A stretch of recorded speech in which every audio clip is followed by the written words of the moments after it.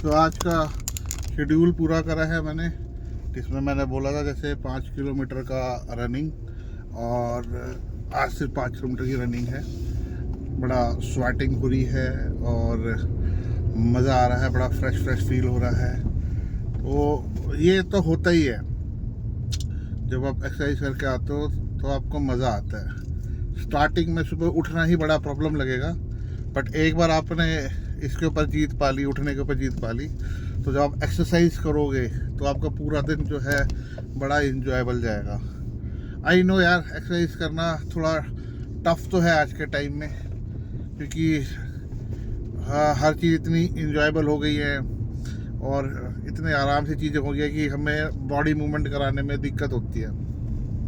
दिक्कत क्या होती है, आदत सी नहीं रही है बॉडी मूवमेंट की। तो बॉडी मूवमेंट बहुत ज़रूरी है, and definitely it's help to decrease your cholesterol.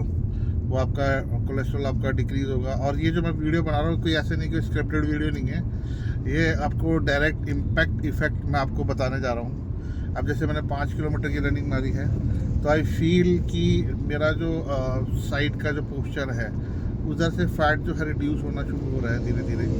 जैसे मैं बताया, मेरे को 1.5 महीना हो गया है, मैंने अबाउट 3 से 4 केजी कम भी करा है। और उससे ज़्यादा इम्पोर्टेंट वेट कम करना इम्पोर्टेंट नहीं है। इम्पोर्टेंट ये है कि पहले मेरे को बड़ा बल्की लगता था मेरा शरीर ही खुद ही। अब क्या है, अब मैं रनिंग करने लग गया हूँ, थोड़ी एक्सरसाइज करने लग गया हूँ, तो उससे क्या हो गया है कि मेरा जो शरीर है थोड़ा हल्का फील होने लग गया है। वो इम्पोर्टेंट है, क्योंकि एट द एज ऑफ 38 आते आते you are not able to digest so much good जितना आप पहले कर पाते थे। आई रिमेम्बर जब हम छोटे थे तो शादी में जाते थे तो हमारी शर्तें लगती थी कि भैया लास्ट तक ना डिशें हमने चेक करनी है और एक भी डिश नहीं छोड़नी है।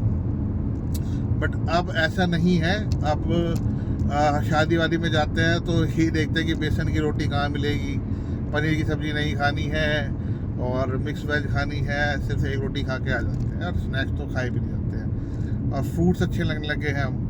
तो that was the stage of the life. But अगर आपको आगे और हेल्दी रहना है लाइफ के अंदर, तो डेफिनेटली ये कहते हैं इन चीज़ों के ऊपर हमें ध्यान देना पड़ेगा, जिसमें running is a very crucial thing, जो आपकी बॉडी की स्ट्रेंथ को आपके इंक्रीज कर देगा आपका।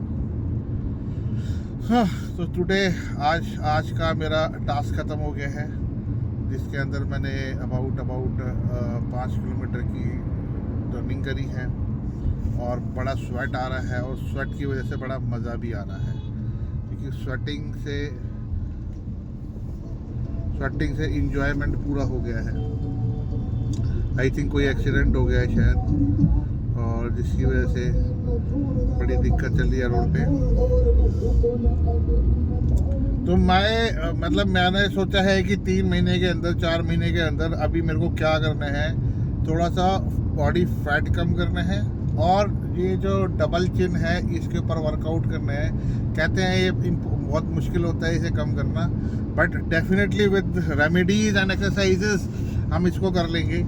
मैं डाइट बहुत ज़्यादा कंट्रोल करने के लिए नहीं बोलूँगा, क्योंकि डाइट आप क्या कंट्रोल करोगे। आप अगर फॉर एग्जांपल मैं अपनी डाइट बताऊं, तो मैं ब्रेकफास्ट बहुत हैवी लेता हूं, लंच थोड़ा नॉर्मल लेता हूं, और रात का खाना तो बिल्कुल लाइक का बैगर ही लेता हूं। तो आप कम कुछ नहीं कर सकते हो खाना वाना, ठीक है। और बस ये है कि थोड़ा सा आप उसको स्ट्रेटजाइज कर सकते हो।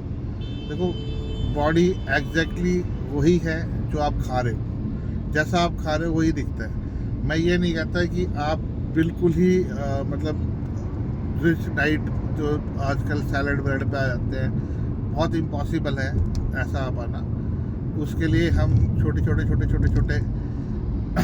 रूटीन में इसको चीज़ें सेट करेंगे। ऐसा नहीं कि पहले दिन से रोटी छोड़ दी, हो नहीं सकता ना वो। तो धीरे धीरे करके हम इसको सेट डाउन करेंगे इसके अंदर। तो अभी क्या है, जैसे ब्रेकफास्ट जो है वो आपको ध्यान रखना है कि जब आप ब्रेकफास्ट खाएं तो उसमें आप जो है अभी चपातियाँ खाते हैं, पराठा भी इंक्लूड कर सकते हैं आप, कोई इशू नहीं है। वो बहुत कम घी लगा के आप पराठा यूज़ करें, है ना। अब पहले दिन से मैं आप